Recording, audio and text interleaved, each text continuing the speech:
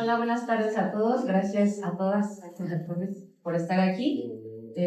Bueno, este texto tiene que ver con unos casos de feminicidio. Son cosas un poco fuertes, personales, y principalmente quiero agradecer a mi mamá porque está aquí, porque es como parte de la familia quienes hemos vivido esta situación. Se llama Las muertes de mi familia. Es la primera vez que lo voy a leer, no lo he presentado en ningún otro lado, porque a veces da miedo, ¿no? El 15 de abril de 2015 recibí mi primera oportunidad laboral en el extinto periódico Independiente de Hidalgo, pero también aquel día enterré a mi prima Fabiola, víctima del feminicidio, aunque nadie lo acepta así. Caminábamos entre las tumbas, mi madre, mis tías, mis primas y yo, cuando me llamaron del periódico para decirme que me aceptaban como correctora de estilo. Yo quería ser fotoperiodista, pero por algo se empieza, pensé. Fabiola también estudió comunicación. Recuerdo bien una tarde que fue a verme a mi casa para ofrecerme su apoyo y para felicitarme por llegar a la universidad. En esta familia somos pocas las que lo logramos después de diversas batallas personales y sociales. Mi madre me contaba que Fabiola había trabajado como conductora en el Canal 3 y que era asistente de un diputado. Me parecía asombroso. Sin embargo, el día de su boda, recuerdo su expresión de confusión mientras su esposo lloraba como niño y abrazaba a su madre porque no quería casarse. En la fiesta, su suegra la obligó a barrer los vidrios de las copas que aventaron para que se enseñara a ser buena ama de casa. Nunca platiqué con ella sobre nuestra profesión y sobre su matrimonio. Tampoco jamás imaginé que la íbamos a enterrar a los 31 años. Las primas cargamos su ataúd de la entrada del panteón hacia su tumba. Pesaba como si se negara a dejar este mundo. Sentía la madera enterrándose en mi hombro como si algo quisiera decirme, o era mi imaginación. Después de colgar esa llamada del periódico, miré al cielo, le di gracias a Fabiola y le prometí que un día iba a contar su historia. Pero 10 años después no había podido hacerlo por miedo a que ese hombre maldito lea que digo, Fabiola, víctima de feminicidio. Se dicen tantas cosas sobre su muerte que a veces su rostro sonriente se nubla en mis recuerdos. Que cayó de un segundo piso, pero que el doctor dijo que eso era una golpiza. Que tenía moretones desde los pies hasta el cuello. Que su esposo la maltrataba desde el noviazgo. Que el hijo de ambos, de 4 años, decía que su papi aventó a su mami de la escalera. Que su suegro la espiaba mientras se bañaba. Que ella descubrió una infidelidad, que quería escapar y su madre le dijo que no quería hijas divorciadas. Pero mi tía también murió con ella ese día. No volverá a ser la misma. La tía Juana, madre de Fabiola, siempre fue rara, de esa rareza que se siente cuando se avergüenzan de ti. Nunca aceptó la familia que le tocó, siempre aspiró al dinero y al poder, aunque nunca lo ha conseguido. Quizá es la muerte la que la transformó, porque antes de su hija le mataron a su hermana Marisela en 1996. En diciembre de ese año, El Sol de Hidalgo reportó en sus páginas el asesinato de una mujer de 27 años y de 2 de sus hijas, de 9 y 7 años, sin señales de los responsables. ¿Cuál era la historia de ese atroz y cobarde crimen? La mañana del 9 de diciembre de 1996, mi madre recibió la noticia de la desaparición de su prima. Subieron a buscarla a su casa en la calle Gardenia de Ampliación Santa Julia. Al entrar al domicilio las encontró violadas y asesinadas, 2 sobre la cama y una en el piso, la niña de 7 años. Su hermano Jesús, de 5 años, estaba sumergido en la tina del baño, inconsciente por más de 4 días, con la mirada perdida, pero vivo. Más allá del dolor, se vive con el horror de que lo sucedido en ese domicilio es desconocido hasta hoy, 16 de mayo de 2025. No hay nadie en la cárcel, ni siquiera un sospechoso. Mi madre, durante muchos meses, no podía cerrar los ojos ni siquiera al bañarse por el miedo de que al hacerlo vería el rostro de su prima Marisela. ¿Por qué a ellas? ¿Por qué de esa forma? Se preguntaba. Poco se habla en mi familia de la tía Chela y sus hijas, víctimas de un país sin justicia. En el libro El invencible verano de Liliana, donde la autora Cristina Rivera Garza escribió sobre el feminicidio de su hermana en el verano de 1990, plasma sobre el impacto de una noticia así en las familias, y cito a continuación: hay que aprender a caer, el peso completo del cuerpo, la solidez del piso, todo es verdad, todo está pasando, todo es real, hay que agarrarse el abdomen y hacerse bolitas sobre el piso. Hay que esconder el rostro, hay que suplicar, sobre todo, sí, hay que suplicar. Eso mi familia lo sabe bien. La noche del martes 14 de abril de 2015, mi madre y yo estábamos recostadas en la cama. Me hablaba sobre la visita que le haría a mi prima Fabiola en el hospital el jueves. Sonó el teléfono. Otra vez el llanto de mi madre. Suelta el celular y se cubre el rostro. La abrazo. Otra vez sucedió. Un feminicidio más se suma a mi árbol genealógico. Fabiola murió. La última vez que la vimos, llevaba el vestido azul rey con el que la sepultamos un mes después. La reportera Lourdes Naranjo publicó esta mañana en El Universal una nota del informe mensual del Secretariado Ejecutivo del Sistema Nacional de Seguridad Pública. Disculpen.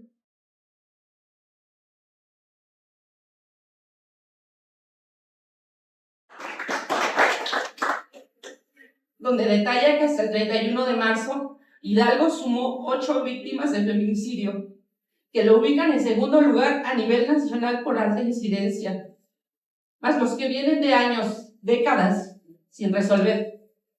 Sentí miedo al escribir este texto, miedo a que esos hombres malditos me lean, miedo a que se enteren que los recordamos cada día. Siento miedo al leer estas líneas, pero tengo más miedo de borrarlas de nuestros corazones y principalmente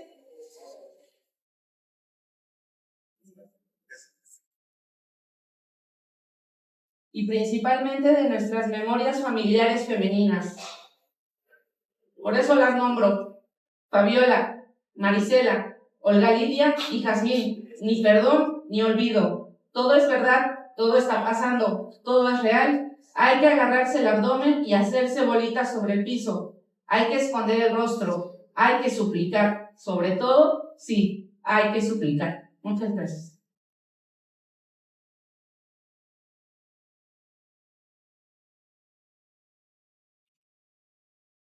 Yo quisiera pedirle, Lore, que compartiera brevemente, por aprovechar el mayor tiempo posible, de manera breve, algún comentario que quiera compartir precisamente con la audiencia acerca de este texto que nos presentó el día de hoy. Nunca había leído este texto y se me acuerdo muy bien.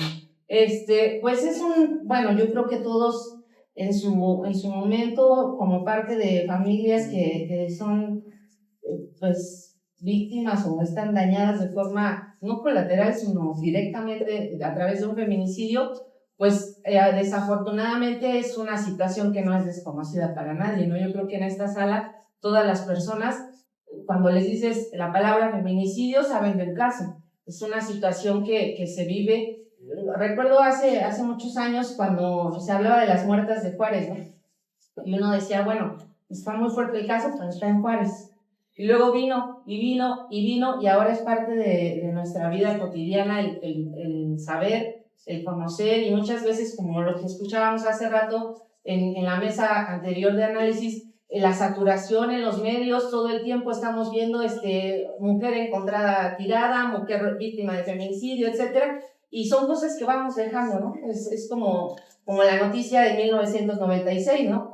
Quien la haya leído y ya se pierde, pero hay familias detrás de esa situación, hay familias que años después siguen viviendo pues con esa parte o que modifica sus vidas, ¿no? Entonces es esa parte que no lo iba a presentar acá, no había podido como tener ese valor, pero dije, bueno, me parece una cuestión coherente el decir es no ficción, y a veces el escribir, siempre he pensado en esa cuestión, también es una forma de protesta y también es una forma de decir, están ahí, aunque no estén vivas, pero están ahí, no solo en las familias, sino a través de todos quienes vivimos pues en este país, y es parte.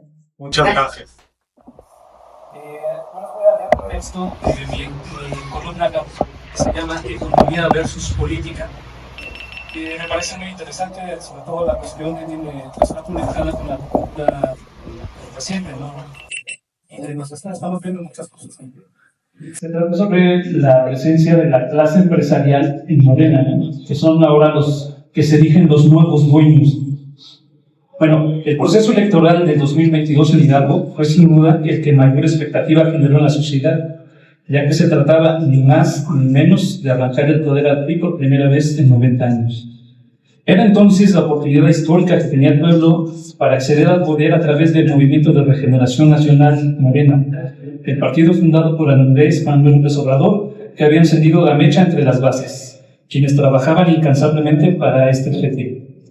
Día y noche, brigadistas y pueblos se multiplicaron meses atrás para no dejar duda de que habría un triunfo y que se iría al mal gobierno, que en los últimos años se había convertido en corrupción, tráfico de influencias, en la constitución de una mafia en el poder que gozaba de privilegios y se erigía como una casta privilegiada e intocable que podía ser y deshacer.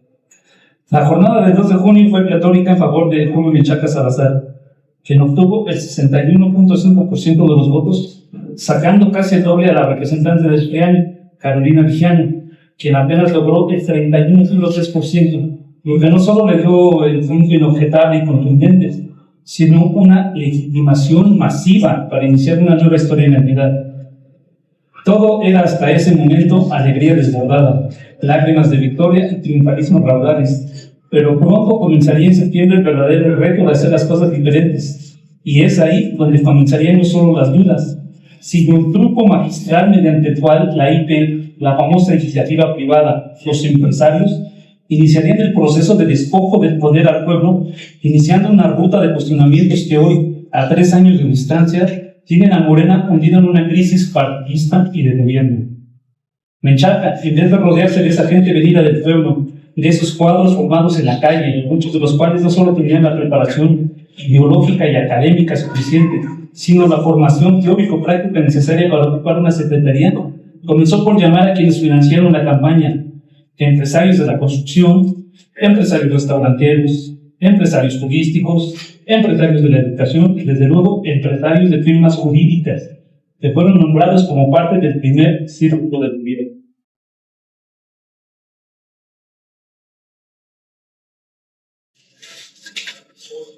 Muchos de estos empresarios, por supuesto, no pertenecían ni estaban afiliados a Morena, y hoy, casi a la mitad del camino, algunos más, por populismo que por convicción, apenas se están afiliando. Otros secretarios y funcionarios ni eso, no les interesa ni remotamente formar parte de Morena, aun cuando lo representan y se sirven de él. Pero regresando a estos empresarios que llegan con la cuarta transformación del gobierno de Hidalgo, efectivamente suponen un desplazamiento de los centros tradicionales económicos que trabajaban con los anteriores gobiernos, siendo quizá el único positivo de este cambio. Pero por otra parte, estos nuevos empresarios de la 4T pasaron a elegirse como los voceros del partido y a dictar línea, no solo en el gobierno, sino en el partido y en el trabajo y la lucha social. El primer detalle de estos empresarios en el poder es que con ellos se cumplió el primer gran temor de López Obrador, quien en todo momento propuso la separación del poder económico del poder político, y aquí, como los viejos tiempos turistas, los empresarios ya no se contentaban con manipular las leyes en su favor, sino ellos mismos hacer las leyes y ser juez y parte desde el gobierno, siendo algo totalmente inadmisible. El segundo gran problema de estos empresarios que dicen representar a la 4T es que se formaron en los años del PRI, cuando operaban los moches, la corrupción, el tráfico de influencias y el principio de maximización de la ganancia, en que el sistema les enseñó la voracidad y el chacalismo mercantil para sobrevivir. Muchos de estos empresarios, en cambio, incluso trabajaron e hicieron obra pública para los gobiernos priistas y defendieron en los tribunales sus causas. Tercer punto, todos los empresarios que nacieron, crecieron y se desarrollaron en el sistema priista, que constituyen hoy el 70% del universo de funcionarios del gobierno morenista actual, ocupando los principales cargos, necesitan empleados que los protejan y que trabajen para ellos. De tal suerte han reducido a los dirigentes de Morena como Marco Rico a meros empleados de su causa, entregados a defender cada uno de los errores del gobierno y la antidemocracia en Morena, con silencio, complicidad y demagogia. Cuarto punto, los empresarios, hay que recordarlo, no tienen amigos, sino intereses, y como tal hicieron de la elección municipal de 2024 una burda jugada de candidaturas. que alcanzó tintes de escándalo nacional al ser exhibidos los audios de aspirantes morenistas con mercaderes de la diligencia, pactando millonarios pagos por los lugares ofrecidos. Los morenistas, y lo digo en periodistas tentativas, que lograron las candidaturas son, adivine usted, prósperos empresarios, que lógicamente pudieron pagar el lugar y posteriormente la costosa campaña que les llevó al Palacio Municipal, y en que, como dijeron en esos audios, están recuperando lo que invirtieron. Aunque Morena ganó en 54 de los 84 municipios, así como las 18 diputaciones locales, las 7 diputaciones federales y las 2 senadurías en juego, nuevamente las quejas de la marginación de las bases morenistas que no fueron tomadas en cuenta para los cargos comenzó a escucharse. Y hoy es un clamor popular. En el 80% de los municipios la gente le reclama al gobernador Julio Menchaca esta situación. Pero lo peor de Morena empresarial de Hidalgo se fragó en los últimos 2 años, en que estamos transitando en un mismo sexenio del triunfalismo inaugural a la degradación del partido y del gobierno, instalándose en este último punto la corrupción, el amiguismo y sobre todo la simulación y el autoritarismo. Las enfermedades que mataron y sepultaron al PRI y al PRD, este último un instituto que nació en la izquierda y acabó absorbido por la derecha y sus vicios. Esto es lo más preocupante de Morena, un partido nacido de la protesta y los movimientos sociales, que tan joven en la entidad haya renunciado a estos principios y reprima a la población por manifestarse contra los feminicidios y la violencia contra las mujeres, como sucedió en el marco del Día Internacional de la Mujer el 8 de marzo, o haber disuelto a golpes una protesta entre Pachuca y Zempoala simplemente porque protestaban por la desaparición de una mujer y cerrando la carretera como medida de presión. Esto es simplemente inadmisible y vergonzoso para un gobierno que dice ser del pueblo. El caso más sonado de corrupción en el gobierno de Menchaca fue cometido por Eduardo Iturbe, un empresario que reclutó y colocó en el área de comunicación social, quien a través de moches y empresas fantasma desvió más de 100 millones de pesos y quien, en vez de ser juzgado y procesado, lo mantiene protegido y gozando de protección. Esto, desde luego, no lo haría un gobierno del pueblo. En efecto, la descomposición de Morena partido y Morena gobierno siguen una ruta similar, compaginada con oleajes de desesperanza en quienes siguen esperando la justicia y ven cómo los viejos opresores del PRI y el PAN, quienes desfalcaron al Estado y lo llenaron de corrupción y violencia, están ocupando hoy cargos importantes en el Estado y son presentados con bombo y platillo como los nuevos funcionarios y redentores. Hoy queda claro que hubo un pacto de silencio entre el actual gobierno y su antecesor Omar Fayad, quien tan solo por la vía de los moches a las constructoras se embolsó cerca de 2,000 millones de pesos y es el verdadero responsable de la estafa siniestra. Pero en vez de ser juzgado, fue premiado con la embajada de Noruega y sigue gozando de total impunidad con sus lacayos y cómplices del siniestro Grupo Plural Independiente.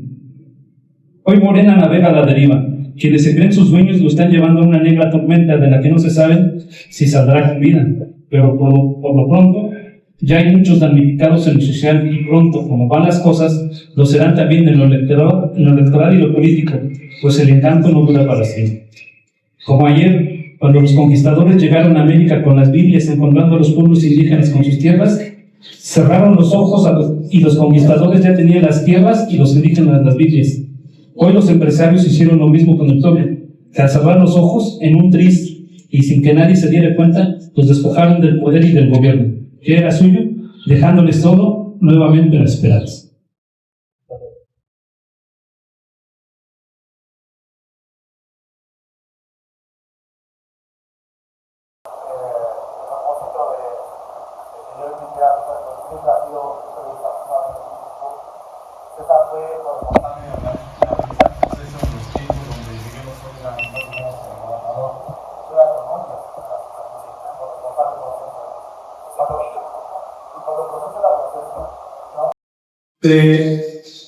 Así de manera breve, querido César, cuéntanos por qué quisiste compartir este artículo con la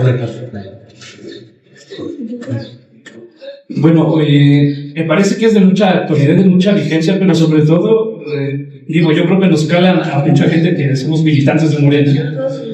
¿Cómo se dio este proceso de despojo del poder, ¿no? Como el pueblo teníamos de repente todo y ahora no tenemos nada. Ahora son estos empresarios los que se dicen representantes de Morena y son los que están tirando línea y dictando las cosas como se tienen que hacer. Pero a mí me parece realmente preocupante porque se nos está diciendo, por ejemplo, no solamente desde el gobierno, sino desde el propio partido Morena, cómo debe ser la lucha social, cómo deben ser las críticas.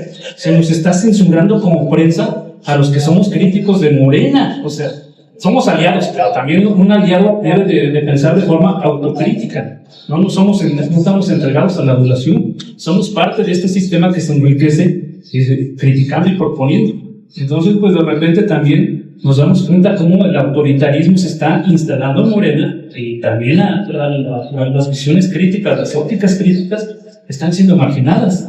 Entonces ya creo que ya es todo un fenómeno que pues, uno no lo quiere pensar así, pero de repente mucha gente nos dice, pues es que Morena ya se parece mucho al PRI, y lamentablemente creo que sí se está pareciendo demasiado al PRI. Pero también yo tengo la esperanza y espero que no suceda esto, ¿no? Porque a este paso que vamos, pues yo veo que en unos cuantos años ya no va a haber partido, ya no va a haber Morena, ¿no? Cuando fue un movimiento que nos costó mucho, muchos yo milito en la izquierda toda la vida, ¿no? Entonces, de hecho, había yo tenido ciertas reservas para afiliarme a algún partido de izquierda, pero lo hice con Morena, confiando en toda la capacidad de lo que yo veía. Hay gente honesta, yo reconozco que hay muchísima gente honesta, pero también hay gente oportunista, hay gente que se está metiendo en el partido. Y pues, pues no quisiera ver ese negro escenario con el cual lamentablemente se está construyendo en los últimos años. Muchas gracias, amigos. Muy amados.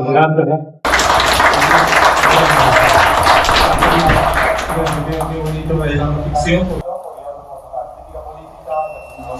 Un retrato personal, familiar, es algo muy maravilloso. Yo quisiera ahora volver a este lado y darle la palabra a nuestra invitada Alma Santillán para que nos comparta.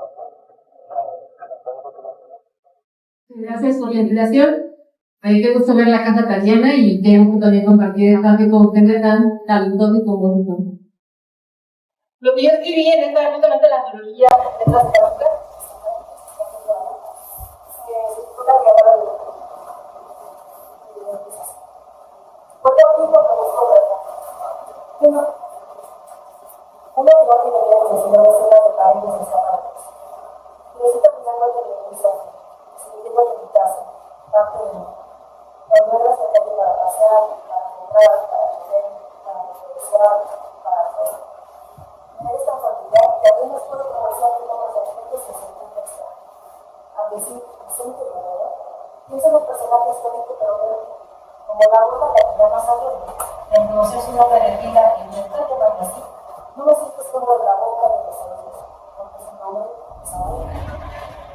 aprendí tus veredas mucho antes de saber nuestros. Incluso ahora solo los comparto. Piensa en ti por lo que hace la historia, no por lo que hace la particular. No eres la calle de ser primero, eres mujer. Así, siempre como deberías ser la vida, siempre de plena avenida. De viejos y nuevos accidentes en el adoquín, que los pies guardan en su memoria, montados una vez, pero no vuelven a ver. Reconozco también que ser punto exacto representa más el tiempo. Cuando me moría, debo tomar fuerte las cintas de mi destino a mi llamada para evitar cada relación. Pues la verdad no son tan chilenos para mí. A las nuevas tiendas les veo como adornos temporales y la maqueta que sigue siendo la estructura general de mi interés. Cuando miraba hacia arriba para no mirar al piso, donde se sentaba el hombre sociocultural y sombrero, balbuceando unas canciones que no. El camino de cuidar a desde las inamovibles, la luz roja y la flor blanca. Donde cada 15 minutos suenan campanadas diciendo la pequeña historia, pasando por el recuerdo de la gente que ya no existe. Ahora solo es el nombre de una alegría, la entrada de una casa desamparada y de apartamentos. Para terminar en el nuevo inicio, donde ya no hay adoquín ni lluvia de comercios medianos, solo casas y femeninas, y una falta de evidencia todos los años de historia. Te quiero, porque cuando a mí me gusta el paseo de cada uno, a pie o andando hasta el incluso ahora, cuando no sé a dónde ir, termino viendo a ti. A veces solo a ver gente y a mirar cuánto ha pasado para nunca dejar de reconocerlo, para que nunca seamos extraños. Hay días en los que extraño mi infancia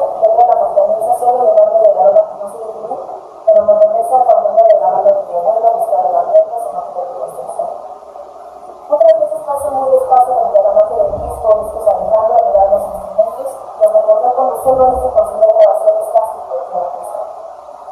Recuerdo las decenas de comercios que albergas cuando me alcanzan la nostalgia en las tardes cálidas, cuando necesito la ayuda de las luces, el ruido de carros para calmar el miedo, para recordar cuando me emocionaba ir con mi mamá y mis hermanas tomar la paleta de fresa y de chocolate, cuando se atacaba el tiempo de lado de toda la ciudad y los tandas de los lugares para recuperar el lugar de la sigue siendo la calle todo. Cuando necesito lograr algo, cualquier cosa, no pienso automáticamente en las casas, sino en volver a pesar de que rara vez encuentro una vista sonora de la primera. Me acostumbré a saber que siempre repleta de prendas de ropa, zapatos, herramientas, lugares, comida, paquetes de vendedores ambulantes. Me sorprende que aún ahora, cuando la exigencia de disponibilidad de equipamiento siga despertando después de las 10 y volviendo dentro de las 8. No sé de cuánto estaba conectado emocionalmente aquí, sino hasta que el mundo se detuvo a hablar a la todo cerrado, y yo, en mi urgencia por sentirme la bienvenida, quise ver que tú no estarías diciendo que haya reuniones a las 6 de la tarde. Fue tan duro el golpe de ver todas las cortinas abajo, que me dolió aún más la señal del encierro que fuimos obligados las primeras semanas. Ese día sentí que me fallaste. No podía admitir ni siquiera que, tan sólida y confrontada, pudiste saber que le libero la muerte que me mata en mis espacios. Ese día no pude sin ayudar dentro del coche que circulaba a más de 30 kilómetros por hora, porque yo quería avanzar a la carrera, como siempre. Quería escuchar la música de los negocios y el grito de los personas que habían entrado al lado. Y no sabes el alegría que sentí al verme en mi casa.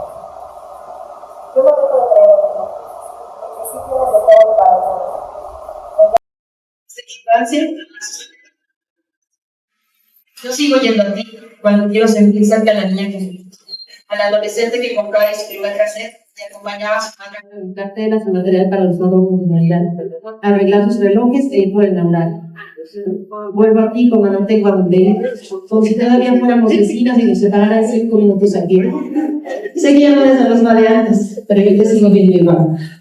Me has arropado toda mi vida, porque hace casi 2 siglos comenzaste a ser el lugar más lindo de la ciudad, y para mí siempre.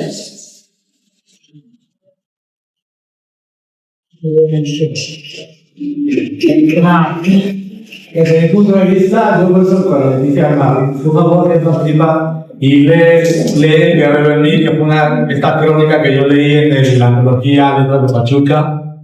Le dije, o si quieres leer otra, pero ven a leer Guerrero en mí, que es una de las crónicas más bonitas que yo he leído sobre la ciudad. Y ese es el propósito también del festival, que lo que se narra o sea, la ciudad narrada, ¿cierto? Nuestra ciudad narrada. Yo quiero preguntarte, aparte de porque yo te dije lo que ¿qué quisieras compartir con el público acerca de la escritura y de por qué escribiste esta crónica? Pues yo creo que porque he estado en una pausa de esas que, pues bien, os conté en la autobiografía, de esas pausas que yo antes no entendía, pausas creativas, quizá espacios en que yo no sabía que iba a estar tanto tiempo sin escribir. La verdad es que llevo más o menos unos 25 años escribiendo, y siempre me he escrito desde el drama, desde la tristeza, el drama adolescente, las frecuencias. Pero a raíz de la muerte de mi madre hace 8 años, justamente hace 8 años,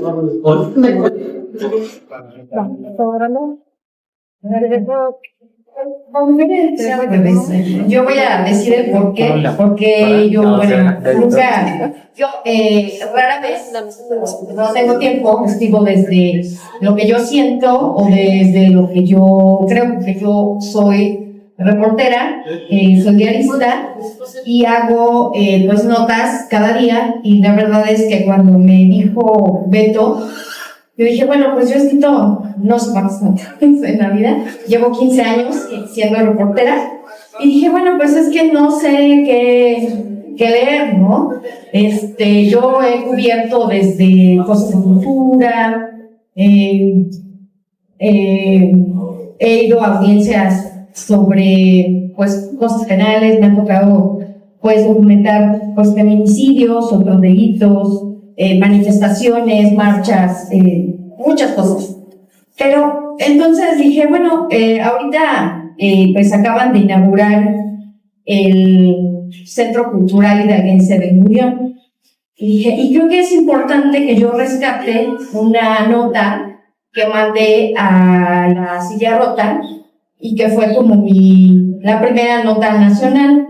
Yo en ese tiempo estudiaba en la UNAM y con una de mis compañeras era editora en la Silla Rota. Entonces yo le platiqué, oye, mira, yo cubro cultura, pero parece que en un terreno donde hay pues un pisal, que es el pisal más grande pues de América, iban a construir un museo de arte moderno, pero resulta que ya no está en el Museo de Arte Moderno y se lo donaron, o sea, ni siquiera se lo vendieron al Club Pachuca. Y me dijo, oye, pues sí, está muy interesante, mándamelo. Yo era la primera vez que mandaba algo a nivel nacional, y el que me ayudó mucho fue un editor que tenía en ese entonces en el Independiente, que pues también ahorita es un director de la jornada, que se llama Jorge Romero. Entonces, pues yo sí les quería decir el por qué, porque pues yo generalmente, o sea, cuando escribo siempre tengo que decir el por qué, y como soy reportera, soy periodista, pues yo siempre tengo que demostrar y documentar todo lo que yo digo. Y después ya de esta explicación dije, bueno, pues sería interesante, porque ahorita pues lo acaban de reinaugurar, y pues es importante que pues la historia que algunos hemos documentado pues no se pierda, ¿no? Sobre todo porque es un caso de corrupción que a mí me parece que pues a mí sí me impactó, porque pues en ese entonces cubría nada más cultura y cubría como o sea, la verdad es una gente muy bonita, pero cubría cosas como más, pues sí, o sea, más bonitas. Y esa vez dije, no, pues este es un caso de corrupción, y pues yo sí estudié comunicación, bueno, también estudié otra cosa, pero yo decidí, después de lo que ya había estudiado, estudiar comunicación, porque dije, bueno, pues creo que le voy a servir más a la sociedad como reportera y haciendo estas cosas que pues haciendo otras cosas. Y entonces les voy a compartir este texto. Ya tiene, pues yo creo que un poquito más de 10 años, pero creo que sí es importante, y sobre todo veo mucha gente joven, pues que sepa, pues qué ha pasado en este parque, ¿no? Que recién reinauguraron. Entonces lo voy a leer. Bueno, la cabeza dice: derrotó el Club Pachuca al Museo de Arte. Nunca se usó para lo que se hizo, como Museo de Arte Contemporáneo, pero ahora solo dará cabida al primer museo, Salón de la Fama del Fútbol en México. Construirlo costó casi 64 millones de pesos del erario, pero el gobierno del estado de Hidalgo lo obsequió al Club Pachuca, al Club de Fútbol Pachuca, perdón. De las circunstancias en las que la obra fue regalada a una empresa privada, los hidalguenses no saben nada. El museo, que será inaugurado este sábado, lo administrará el Club Pachuca, convirtiéndolo en uno de los atractivos de la capital de Hidalgo y en un jugoso negocio. Construido con 63.665.244 pesos por el entonces exgobernador priista Manuel Ángel Núñez Soto, el hoy Museo de Fútbol originalmente fue concebido por el fallecido artista Byron Gálvez como parte de un complejo cultural que incluye el denominado Parque David Ben-Gurión. El Parque Ben-Gurión se ubica en una exclusiva zona de la capital de Hidalgo, a unos 80 kilómetros del Distrito Federal, y ahora ya Ciudad de México, y actualmente alberga un mural peatonal, la Biblioteca Central del Estado, el Auditorio Bota de Plata y el Centro de Convenciones Musoforo. De acuerdo con información del Instituto de Acceso a la Información Pública del Estado de Hidalgo, la administración de Núñez Soto invirtió 352.906.983 pesos para construir el complejo Ben-Gurión. El dato lo reconoció el propio Núñez Soto en octubre de 2020, luego de asistir a un homenaje que se hizo en el Congreso de Hidalgo a la viuda de Byron Gálvez, Eva Bengulowski de Gálvez. A mediados del año, el exgobernador Miguel Ángel Osorio Chong lo cedió al Club Pachuca bajo el argumento de que el edificio se encontraba en el abandono desde 2004. El gobierno también arguyó que el edificio era inadecuado para albergar obras plásticas, debido a la orientación de la construcción. La versión fue desmentida por el arquitecto y diseñador conceptual del Parque Cultural Ben-Gurión, Manuel Pérez Salazar, quien dijo que era una farsa el argumento oficial. El especialista explicó en entrevista que los argumentos sobre la mala construcción del Museo de Arte Contemporáneo eran infundados. Su donación al Club Pachuca se debe a intereses políticos, corrigió. En octubre del 2010, tras ser reconocido el nombre de su esposo, la viuda de Byron Gálvez pidió detener lo que ya era inevitable, convertir el Museo de Fútbol la obra de su esposo. Como respuesta, Osorio Chong, actual delegado del Comité Ejecutivo Nacional del Partido Revolucionario Institucional en el Estado de México, declaró ante medios locales que el Museo Salón de la Fama de Fútbol haría que el Estado Hidalgo trascendiera mundialmente, pero eludió dar explicación sobre la donación a una empresa privada. Este hecho provocó la reacción de miembros de la comunidad artística y líderes de la oposición. Al respecto, el líder estatal del PAN, Gonzalo Trejo, acusó a los gobiernos priistas de consentir al Club Pachuca, ya que desde finales de la década de 1990 ha obsequiado terrenos que les han permitido a esa empresa formar un poderoso emporio comercial. En los terrenos que el gobierno donó, el Club Pachuca construyó la Tuzo Plaza, la Tuzo Quinta, la Escuela de Fútbol y el pabellón Josep Platos. Por su parte, Jesús Martínez Patiño, presidente del Club de Pachuca, al hacer público el proyecto del Museo del Salón de la Fama de Fútbol, evadió hablar sobre costos con la empresa y a cambio calificó el proyecto como ambicioso y único en el mundo, construido y diseñado por mexicanos. Mientras se aclara la forma en que se lleva a cabo la donación del otrora Museo de Arte Contemporáneo, el director de Comunicación Social de Club Pachuca, Javier Marínez Limón, anunció la inauguración del nuevo complejo que se realizará este sábado 9 de julio. Al magno evento acudirán el presidente de la FIFA, Joseph Blatter, y el precio de la entrada oscilará entre 150 y 200 pesos por persona. Y como el estudio de